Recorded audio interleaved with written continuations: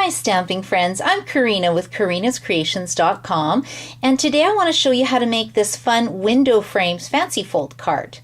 This was actually my stamp set of the month this month, and we are using a stamp set called Regarding Dahlias. And I like this stamp because it's got this big fun flower image, and it's got a whole bunch of different greetings, which I really like too. So I will show you how to make this card, because watch how it pulls out. So it starts off like this, and then it spreads out. And then you can write your greeting on the back. But it's also kind of nice because it does stand up. So look how cute that is. Okay, this is what you need to make it. So you need to take a 5.5 inch by 11 inch piece of, I am using crushed curry cardstock, and you need to score it at 2 inches. Oh, sorry, you need to score it at 2.5 inches and 4 inches and 7 inches and 8.5 inches. And this is how you score. So start in the middle, and you're going to make a mountain fold and then a valley fold, and then do the other side. A mountain fold and then a valley fold, so that when you're done it looks like this. And then if you have your bone folder handy, which I don't, you can go over it and just make sure the creases are nice. And then you're going to take your Big Shot machine. I'm using a magnetic plate, but you don't necessarily have to use one. And we're going to use the window frames. We're using the largest window frames that comes in the set. The largest window frame framelit. And you're putting it through. Now we're going through 3 layers of cardstock, which the Big Shot is not designed to go through 3 layers. So we're going to have to cut a little bit at the end. So all I'm doing is making sure that I center it over my cardstock, making sure that these edges here are centered. And then I found it helpful if I took a Post-it note and I ripped it in half and just sort of put it down just to hold it in place. Like I said, the 3 layers makes it a little bit tricky to go through the Big Shot. And then I will just carefully put my plate on. And it works best as well if you have new cutting plates. So if yours are really ripped and torn up, you may want to invest in a new pair. I think they're only $9.95, so they're not that much. Okay, so that is run through the Big Shot. Now what we're going to do is take this away.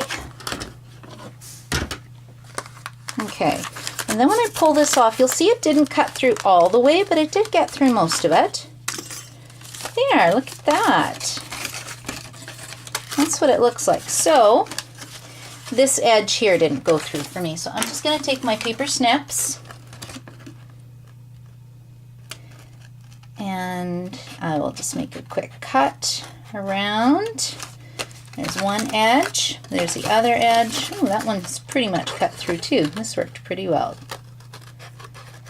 Pretty good. Okay, so I'm going to take this away. Now, the rest of the card is just basically decorations. So I went and used the second largest window frame die, and I put it through the Perfect Polka Dot Embossing folder. I'm getting a bit of a glare, so hopefully you can see this on my video. And I'm just going to put it in the center panel. And you got to be careful where you put the glue, because you only want the glue to be on this part, so don't go too high. And I'm using Mono Multi Glue. You can use snail if you want. And I will just center this.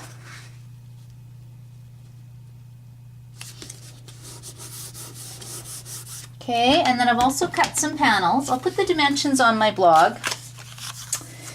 This one is actually 1 3/4 of an inch by 3 1/4 inch. And then for the inside panel, I did, this is Daffodil Delight cardstock. It's 1.5 inches by 3 1/4 inches as well. And I'm actually looking, my pieces fell. Oh, here they are. Okay. That's what happens sometimes when you're doing these videos. Things fall all over the place. So I will just glue this on really quick. There's 1. There's 2. Make sure I'm back in the frame of the video so you guys can see. So again, 1 3/4 of an inch by 3 1/4 inch. And I'm just centering it on my card. And then I've got these little skinnier panels for the inside. And again, mono multi-glue. This stuff is really sticky. It takes a while to get used to using it, but I do love it. And again, like I said, I do use snail as well. And then we'll just put this on the inside. And this one on the inside. Okay, so now this is my card. So I'm using Crushed Curry, Daffodil Delight cardstock, and then I stamped the Dahlia image on Whisper White cardstock with Crushed Curry ink. And because I'm putting on the perfect polka dot piece that was embossed, it doesn't stick very well. So what I use is for Stampin' Dimensionals. So I'll get those. 1, 2, 3, 4. And then I will pull those off and pop it onto my card.